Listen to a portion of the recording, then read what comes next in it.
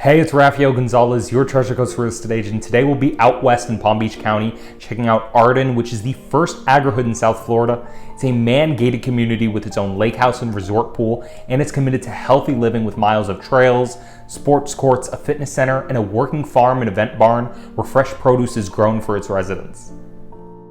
So here we have the Coronado by GL Homes. The Coronado is going to give you 2,550 square feet under air, 4 bedrooms, 3 bathrooms, a loft with an open concept kitchen and bedroom downstairs, and a luxurious master suite upstairs with 2 deep walk-in closets and 2 separate vanities.